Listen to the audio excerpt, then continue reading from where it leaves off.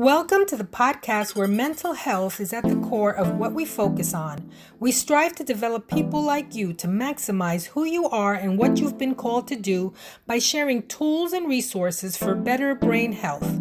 And now here's your host, Juan Garcia. Hey guys, welcome to the podcast. Thank you so much for tuning in. For those of you who have subscribed, who are following us, thank you so much for doing so. And for those of you that perhaps this is the first time and you have not been able to subscribe, please subscribe, share, like, comment, help us out in giving you better products and supporting you in your mental health and peak performance.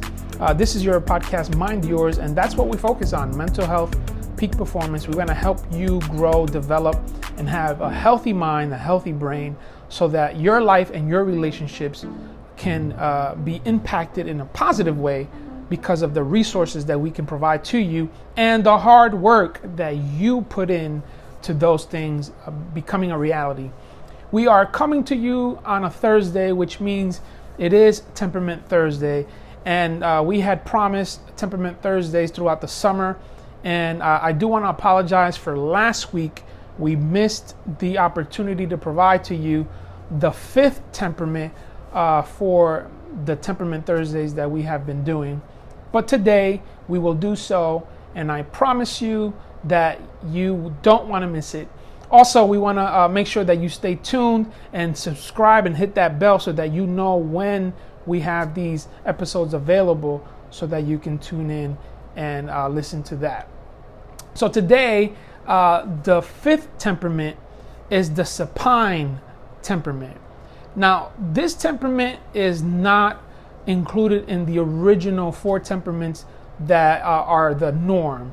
Obviously, if you follow any type of temperaments studies or research, they've always had four: the phlegmatic, the sanguine, the choleric, and the melancholy. Those are the four standard temperaments that we hear. If you research, those are the four you'll always find.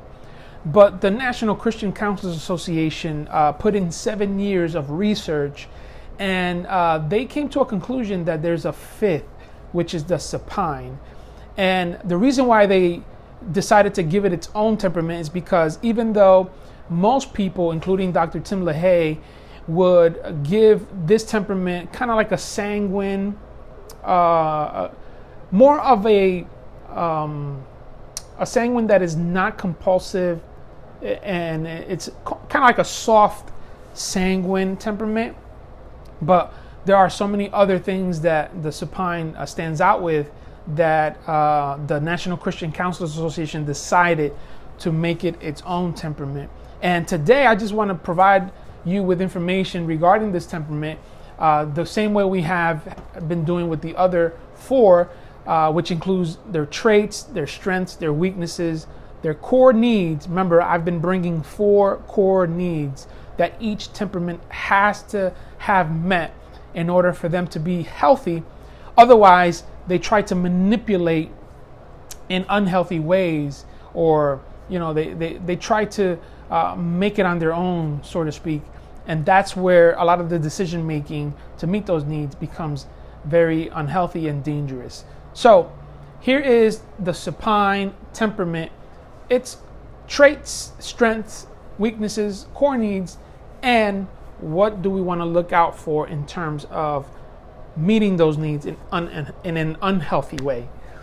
So first of all, the supine, when you look it up in the dictionary, it literally means laying on the back or looking upward. And the reason why the temperament is called the supine is because that posture, that picture, if you will, really represents what a supine is, which is a servant. That position is a position of surrender, of the desire to serve. And so that's why it's called the supine temperament, because they are truly servant hearts. They do provide service to others with excellence. They love serving. If you are you have any type of Bible knowledge, if you remember the story of Mary and Martha, the two sisters of Lazarus, who were at the home, and Martha was busy serving while Mary was sitting at the feet of Jesus. Well, Martha clearly is a supine. She was serving. She was so focused on serving that she even kind of called out her sister and told Jesus, I'm over here trying to provide service, trying to serve you by serving, and here's Mary just there sitting at your feet, being all spiritual, and Jesus, obviously had to deal with that dynamic. But this is a picture of a supine. It's the temperament that loves to serve people. The supine also has indirect behaviors and also responds indirectly, meaning they do things without really expressing their desire or their wants. And so another thing is that one of the quotes that you can maybe not hear directly from a supine, but can assume that they're saying is, I shouldn't have to tell you. This is a common thing with supines because they live their lives assuming that people should know their needs and their wants. And so they constantly see themselves saying either to themselves or to people in relationship, I shouldn't have to tell you. And the reality is you should be telling people what your needs or wants or desires are, because you don't want to commit a suicide, which is what I like to call assumptions. Also, the supine is very low-key, very easygoing. The supine masks their hurt feelings with anger, or they have anger and they mask it with hurt feelings. I think that's a better way to say it. Meaning they feel hurt and they'll show you, that they're hurt, and you would even say, hey, what's wrong? And they'll say, oh, I'm just hurt. But in reality, it's anger. And because they're not as demonstrative as a sanguine maybe, or a choleric, they just say that they're hurt. And a lot of times they want the pity that helps them show that the person understands what they're feeling. But in reality, it's anger. And because it's anger and it's masked with hurt feelings, then the assumption that the supine makes is you should know. And again, we go back to that trait where there's a lot of assumptions being made, which is not healthy. And so be mindful of that. If you're a supine, if you can connect with that, or if you know someone that is a supine, be mindful of that so that you are aware how to best relate to a supine.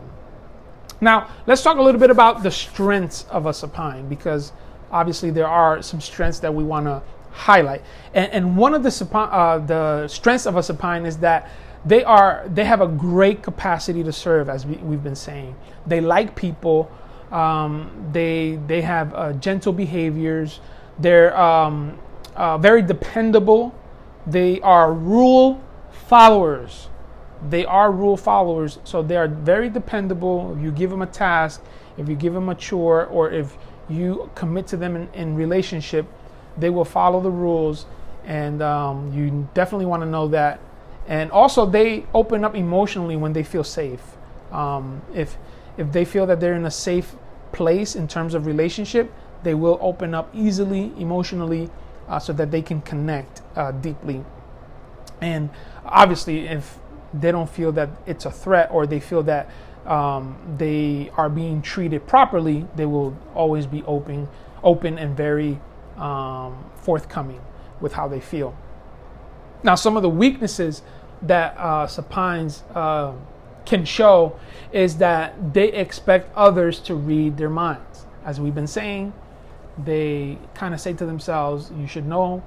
And so that expectation of people being mind readers can be a weakness, because then communication becomes an issue, and then there's conflict. And really what you're doing is you're passing each other by with committing a suicide. So be mindful of that if you're a supine, or if you know one that is. Also, there's a high fear of rejection. Supines don't do well with rejection. They take that deeply personally, and because they don't know how to process rejection, because in their mind they're so serviceable. I'm not sure what the correct word is there, but type it in the comments and let me know. Help me out with that word there. but because they serve so much, they have a heart to serve, a pure heart to serve. When they either are rejected or feel any type of threat that looks like rejection, they don't know how to handle that, and so that becomes a weakness of theirs. Also, another weakness that the supines have is that they're very dependent, and at times may feel powerless, even though they have, their willpower that they can work on or imply. This dependency that a supine has, it's difficult when they have to make very serious choices or decisions. For example, they'll usually do something that they know they shouldn't do because they depend on someone to kind of usher them and coach them to tell them this is the right thing to do or this is the wrong thing to do. And so that can become a weakness for them. And another thing that can be a weakness for a supine is that they're very difficult to initiate love and affection, and so there's a need of constant reassuring, which is coupled with the fact that they expect people to know their needs and to be mind readers, and this is why this can become a huge issue for a supine in relationship, because when you're trying to approach a supine and show love and affection, and they have this assumption that you should already know without them having to express it, then you don't really know how to maximize that opportunity, and there's conflict. There's either no love and affection or too much, or just not the right amount that the supine may need. And so this can be a serious weakness as well. So when a supine realizes that this is their temperament, there are 4 major needs that I want to highlight that must be met. Okay, we've been saying this for each temperament, so if you missed the other 4 temperaments that we've kind of tackled, make sure to go to the list of videos or to whatever playlist that you have access to in our podcast, whether it's through Spotify, iTunes, Google, Overcast, the different types of platforms that are used. And make sure you look at or listen to all of them, so that if you're not sure what temperament you are, you can at least get a gist of them. Because in each temperament, I disclose what are 4 basic and very important needs that each temperament must have met. Now, obviously, there are many needs, but I like to give 4 because I believe it simplifies it, and 2, I believe they're the most important out of any other need that the temperament may have. And so if we stick to those 4, then I believe that each temperament will have a healthy dose of their needs being met. Now, clearly, understanding that we all get our needs met some way or somehow, right? You may say, well, no, I'm not getting my needs met. You're probably not getting your needs met the way you want to or the way you should get them met, but you are getting them met, because if you're still living, if you're still in relationship, if you're functioning, your needs are being met. The question is, how are they being met, and is how they're being met healthy for you, for those around you, etc. So that's why it's important to discuss each temperament and the needs that they have, and identifying whether they're being met or not, because if they're not, or if they are not in a ideal or healthy way, they're definitely being met in an unhealthy way. And it seems like a lot of times when we practice unhealthy stuff, it's so much easier, but then it's so much difficult to get out of it. It's easier to do, it's easier to repeat, but it's so much more difficult to stop and replace it with a healthy action. And so that's why I want to make sure that I help you the best I can to at least give you 4 needs, core needs, that each temperament has.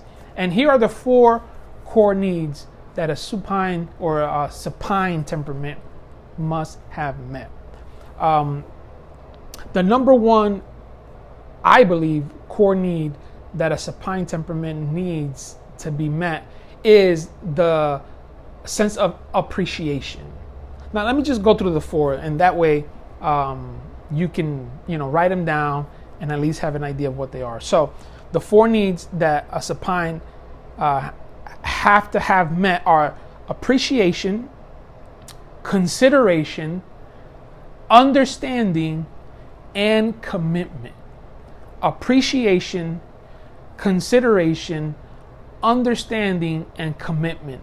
Those are 4 core needs that a supine needs to have met in order for them to have a healthy sense of self and also healthy relationships.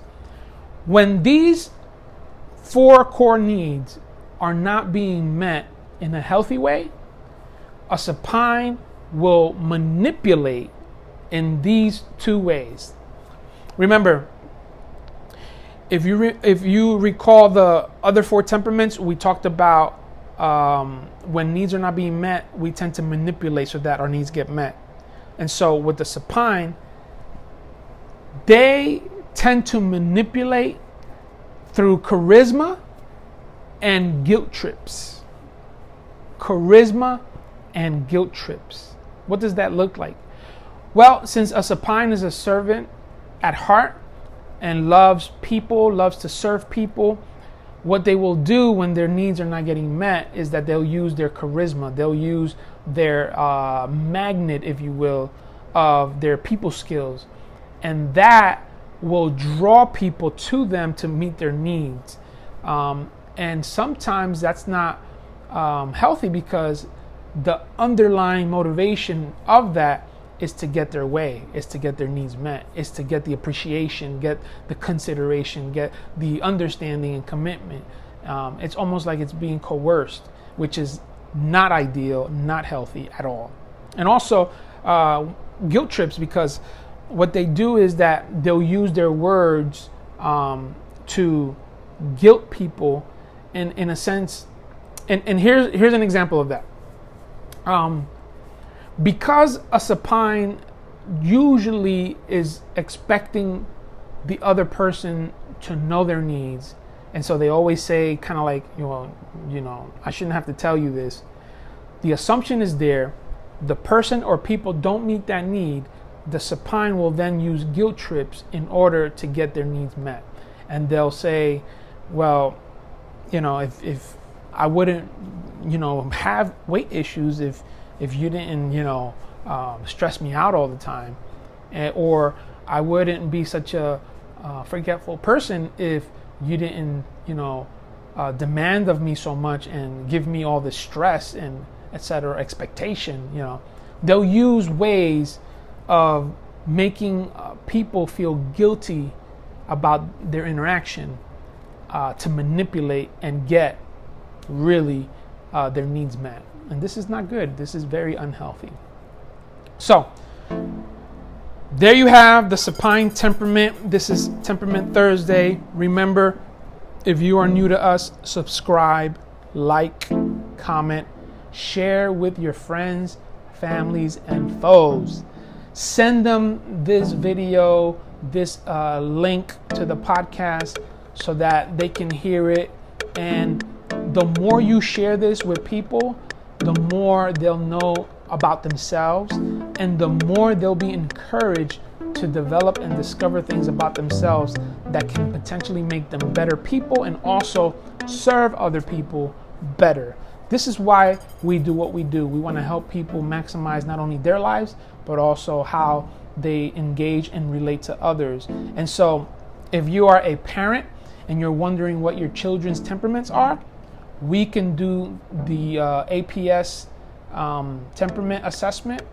We can run it as young as 7 years old. So if you're interested in that, please follow the links in the description box. We have a website. We have an office in both in Hawthorne, New Jersey, North Jersey, which is where I am, and also we have one in South Jersey in the Morristown area. So basically, we're in the suburbs of Philly in South Jersey, and then we're in the suburbs of New York City in North Jersey. However we can serve you, I work with Life Focus Center. That is the counseling center that I am a part of, and we use temperament therapy. And this is how we want to serve you. We want to serve you where we can identify how God created you and what are your innate needs. And then once we know that, then we can provide tools and resources in how to maximize that. So don't forget to subscribe. Don't forget to like, to share, to comment. How can we help you better maximize your mental health and also peak performance? And I do want to say that we also have Mindfulness Mondays. And now that we're back into the fall season, I want to start a new series on Thursdays. I'm not going to tell you what it is, so please subscribe and hit that bell for notifications so that once we have our videos and our episodes available, you are notified and you don't have to wonder, well, what happened, where's the next episode, etc. Because you, my friend, will be alerted and you will know exactly what's going on, and you will be up to date with your mental health and peak performance. So thanks again for tuning in. You guys are awesome. Thanks for the support. Thanks for the love. Remember, we are on Facebook, on Instagram. We are on LinkedIn as well, strictly professional. So if you do write to us on those social media platforms and we don't respond, we prefer that you email us, because a lot of times social media can get a little overwhelming. And so I personally don't manage it. So if you're trying to get a hold of me, your best bet is to email me at our website, and I will respond to you. That way I can support you and help you in your journey. Thanks again for tuning in, and we will see you next time.